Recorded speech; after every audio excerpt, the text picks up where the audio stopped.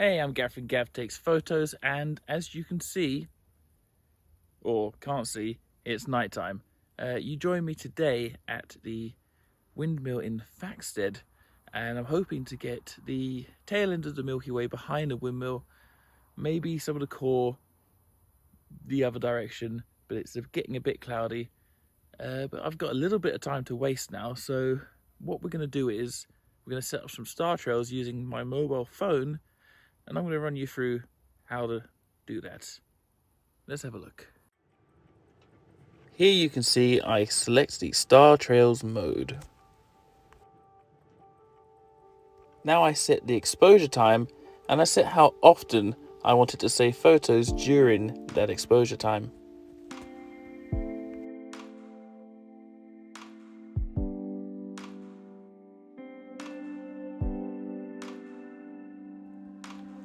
A little trick in dark situations is to open up the normal camera app to get the composition dialed in.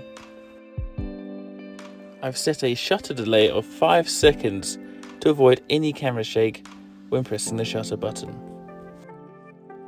And now you wait and let the app capture the shots for you. If you set the app to save photos at intervals as well as the final image, you can make a short video showing the star trails forming, which I think is a pretty cool feature.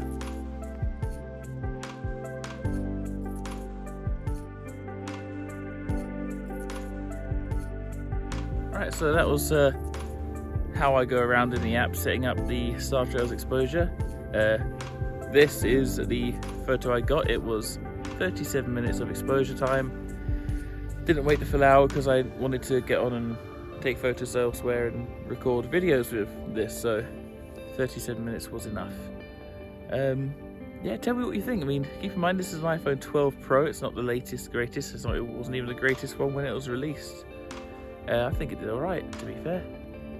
Definitely seen worse from better cameras, so let me know in the comments what you think of that photo. Let's carry on shooting. So first off, I'm going to try a few shots using my Samyang 14mm f2.8. Probably around ISO 2500 f2.8 and around 30 seconds to 25 seconds shutter speed, depending on if I get star trails or not. Obviously I want the stars to be pin sharp, so I'll play it by ear and see how we go. And then I'll probably switch over to the 24mm and then maybe the 20mm and just see which composition suits me the best, but we'll have a little bit of a play.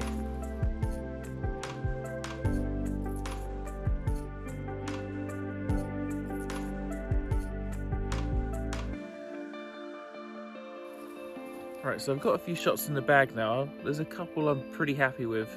I used a couple with the Tide Optics Cinesoft filter to try and make the stars pop a little bit more, and I tried a few without it. I'm going to try something a little bit different now, and obviously there's going to be a lack of video footage in this because, well, it's too dark for this camera to pick up, so I guess it is what it is. So I'm going to try going really far back, zooming in with my telephoto lens, and really trying to get those stars and the constellations to really come up right up close in the background. You'll see what I mean when we get down there, but that'll probably be my last shot and then I'll leave because it's sun's almost coming up. Right, walking back in the dark, blinding myself, probably not the best thing to do, but hey ho. Dum here took out the ultra wide Canon lens I had in my bag with the EF to E-mount adapter on it. My telephoto lens is an EF mount lens, so guess I'm not getting the telephoto shot. I'm going to go back for one more shot with the 20mm and then I'm going to call it night because it's getting late. I really can't see where I'm going. I'm going to turn this off and get my way back because I don't want to get lost in this field due to a light. Right, this is a little behind the scenes look here. This camera here is actually showing up the screen better than what I can actually see it. This is with the 20mm lens, so I have to drop the shutter down a little bit. 20mm should give me roughly 25 seconds with the with the 500 rule, but I'm going to go with 20, keep it safe, no star trails.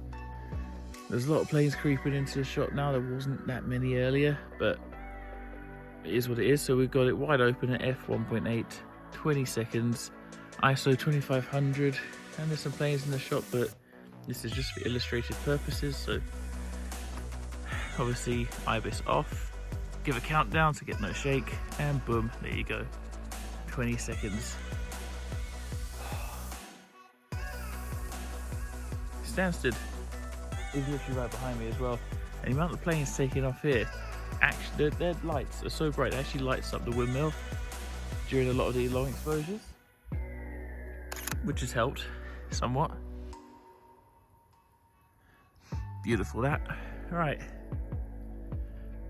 let's call it a night, sign off and get out of here.